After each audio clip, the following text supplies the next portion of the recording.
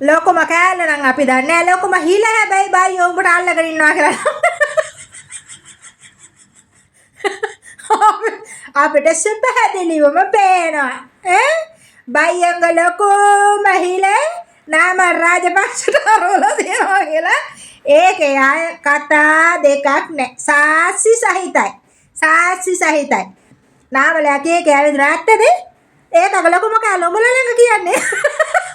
උඹලානේ කම්බරුවන්නේ දෙකේ එඩිට ආදරේ කියන්නේ. නාවලක ලොකුම කෑල්ල උඹලා ගාවල තියනවා. ආන්කිය කෑදිනා ගංගානේ. ආර්ධි සීනි කොමක් ගිහිල්ලා අඹරන්න. දෙවල් දෙයියෝ රවට්ටන්න. මාර ගොංගේ ගොං හරක්. ශ්‍රී ලංකාවේ මට කතා කරනවා නම් දෙයිය බුදුන් ගැන ගොඩාක් දේවල් තියෙනවා කතා කරන්න. මොකද මම බුද්ධ ධර්මයේ ඉගෙන ගත්ත කෙනෙක්. ක්‍රිස්තියානි ධර්මයේ රෝමානු කතෝලික බයිබලයේ ඉගෙන ගත්ත කෙනෙක්. 33 කෝටියක් දෙයියෝ ඉගෙන ගත්ත කෙනෙක්. යක්ෂයත් එක්ක දේවාලවල ගනුදෙනු කරන කපුවොත් එක්ක ඒ දේවාලවල කරන දේවල් ඉගෙන ගත්ත කෙනෙක්. ඉස්ලාම් ධර්මයේ ඉගෙන ගත්ත කෙනෙක්. ඔය ඔක්කොගෙම මං එක දෙයක් මම මරණ තාක්කල් විශ්වාස කරන දෙයක් තියෙනවා.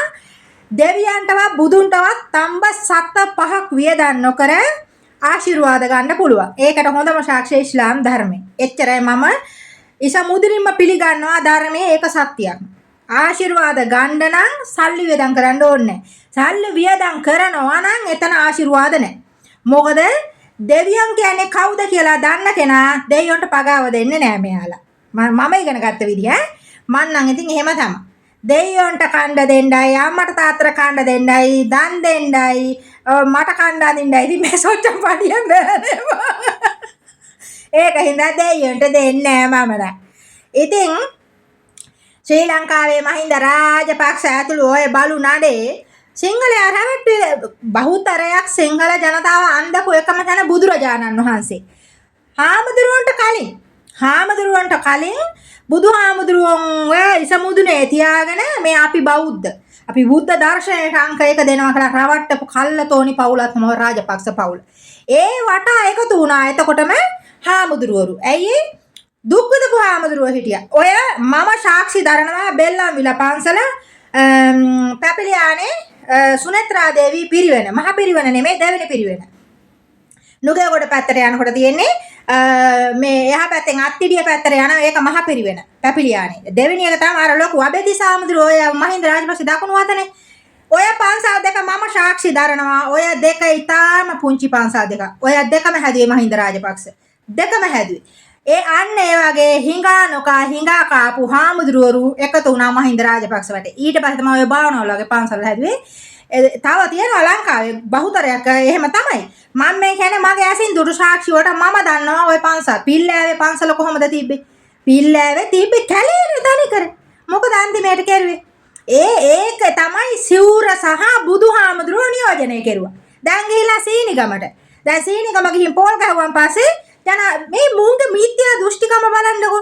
සීනිගම ගිහිල්ලා පළතුරු වට්ටියක් පූජා කරුවාම පොල් ගහුවාම ගම්මිරි සැඹරුවාම Tamanට අවශ්‍ය දේ සිද්ධ වෙනවා කියන විශ්වාසය මොනතරම් මිත්‍යා දෘෂ්ටිකයිද? මම කියන්නේ මම ධර්මයන් ගැන මට ලොකු වාද විවාද කරන්න පුළුවන් මගේ අත්දැකීම. සියලුම ධර්මයන් ගැන මට තර්ක කරන්න පුළුවන්. මොකද මම ඔක්කොම අත්දැකීම් ලැබලා තමයි මේ ඉන්නේ. ඒක මාරම දැනුමක්. නමුත් මට අවස්ථාවක් ආවේ නැහැ. මං ඕන හාමුදුරු කෙනෙකුට ඔප්පු කරලා පෙන්නනවා බුදු හාමුදුරුවන්ට බුද්ධ පූජාවත් පූජා කරන්නේ නැතුව ආශිර්වාද ගන්න පුළුවන් කියලා. මම ඔප්පු කරලා පෙන්නනවා හාමුදුරුවෝ කියන හොර තක්කඩින්ට මෞලවීලට පූසාරිලට දේවාලවලට පුද පූජා කරන්නේ නැතුව මේ උඩ කෙනෙක් ඉන්නවා නම් ආශිර්වාද ගන්න පුළුවන් කියලා සාම ධර්මයකම මං ඔප්පු කරලා පෙන්නනවා. දැන් නාමලයා කියනවා සීනිගම ගිහිල්ලා අඹරලා ආවා. බාප්පලා පුතාලා ගිහින් අඹරලා ඇවිල්ලා දැන් කියනවා ඒකක ලොකුම කෑල්ල ඒකගේ මිනිස්සුන්ගේ හදවතේ මේ හැම දැන් අර පහුගිය කාලේ විහිළු කරන නානට කුටි 4ක් තියෙනවා. මේ ලංකාවේ උන් කරන් බෑ බක් කරන්න වැඩේ. නානාර 4 දෙනෙක් බඳින්න පුළුවන් කියන එකට එක මේ මවුලවි කෙනෙක් එයා කියනවා මේ 4 දෙනෙක් විවාහ කරගන්න හේතු. ඒක අරගෙන මල්ලා ගැති පෝස්ට් එක. නානාගේ හදවත හදලා කුටි 4ක් හැංගුලා පාති වල 4 දෙනෙක්. ඒ වගේ මේ නාමලයට උඹලගේ හදවතේ ලොකුම කෑල්ල මන් දන්නේ මේ බැලන්ස් කරලා කපලා නැද්ද උඹලගේ හදවත හතරට නාමලේ කරන හදවතේ ලොකුම කෑල්ල තියනවා කියන්නේ ඒකටලු අම්මේ මන් දන්නේ මගේ නම මේක හදවත තියෙන හෘදේ වස්තුව ඒකේ මුළු මුඩින් මෙන්නේ අල්ලා දෙවියෝ විතරයි කවුරු මොනවා කොහොම කිව්වත් දෙවියන් වහන්සේ තමයි අංක 1ට සෑමතැනම ඉන්නේ දෙවියන් වහන්සේ මාව මේ විදිහට උඩට ගෙනාවෙත් මිනිසුන් හරහා මාව නරඹලා මම කියන සත්‍ය මම ඒක විශ්වාස කරන්නේ ඉස්ලාම් ධර්මයේ තුල මොකද මම ගොඩාක් උත්සාහ කරපු කෙනෙක් සමාජයට දැනුම දෙන්න. මගේ වචන හොඳ නෑ තමයි. ඒවා ඉතින් සිංහලේ අපේ රටේ භාවිතා කරන වචනනේ. මොකද දෙතරහම පස්සේ සරම චීත්ත කහි පොට ගහගෙන චීත්ත නම්බර ජංගිත් නැතුව ගානු වෙලේ ගව මුස්සගෙන හිටියේ. කුණහපර. ඉතින් මට හොඳ හැකියාවක් ප්‍රසිද්ධිය ඒවා කියන්න. ඒකත් එක්තරා හැකියාවක්. හැමෝටම බෑනේ ප්‍රසිද්ධිය කියන්නේ. එතකොට ඒ වගේ මං කියන දේ ඒ මැද්දෙන් අස්සෙන් පස්සෙන් අහලා මේක මෙතන යම් ඇත්තක් තියනවා කියලා හිතා ගන්නත් හොඳ බුද්ධිමත් මොළයක් තියෙන හොඳ ඉවසීමක් තියෙන්න ඕනේ සහ ඉක්මනට වැරදි වැටහීමක් ඇති නොවන හදවතක් සහ බුද්ධියක් තියෙන්න ඕනේ නැත්තම් කුණහපරකම අයියෝ කුණහපර කියනවා කියලා අර එහෙම එකක් එනවනේ එහෙම නොවි සාවධානව අහලා අනේ එයා ඒක එහෙම කිව්වට මෙයා මේ අභ්‍යන්තරේ නන්දාමාලනී මහත්මිය අභ්‍යන්තරේ සංගවලා සින්දුවෙන් සමාජයට දුන්නනේ හැබැයි අභ්‍යන්තරයේ බුද්ධිමත් කෙනා අභ්‍යන්තරේ දන්නවා මොකද්ද මේ කියන්නේ කාටද මේ කියන්නේ අන්න ඒ වගේ දැන් ඉන්නවා ලංකාවේ හොඳ බුද්ධිමත් පිරිසක් නැතේ කියලා කියන්න බෑ මොකද ඒකට මම සාක්ෂි දන්නවා මගේ වීඩියෝ නරඹන නැරඹිල්ලට ආයි වෙන කිසි දෙයකට නෙමෙයි ඉතින් දැන් මේ කුටීර හතර ගැන කියන්නේ නානක කුටීර හතර නෙවෙයි නානක කුටීර හතරෙත් එක කුටීරයක අපි දන්නවා බහුතරයක් නානලගේ කුටීර හතරේ හදවතේ එක කුටීරයක ෆාතිමා නෙමෙයි ඉන්නේ මහින්ද රාජපක්ෂ කියලා මම දන්නවා ඔය බෙදයි අර මුස්ලිම්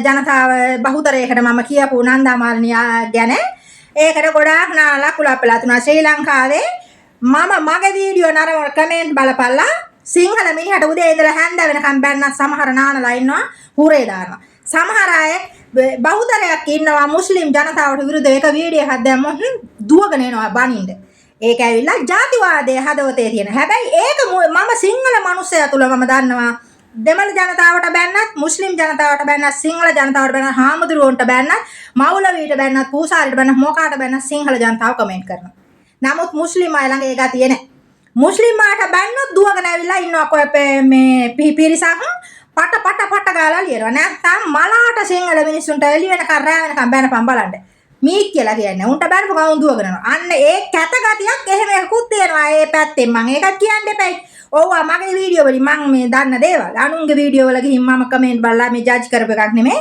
මම ඕක හොඳට බලපු එකක් ඉතින් නාමල් රාජපක්ෂ ගේ මේ හදවතේ උඹලගේ ඉන්නවලු පැත්තක කොයි බලන්න මට පෙන්න බලන්න නේ වමද දකුණු වම නේද පෙන්න බලන්න මෙතන මට බලන්න කො ගලවපල්ලා රෙදි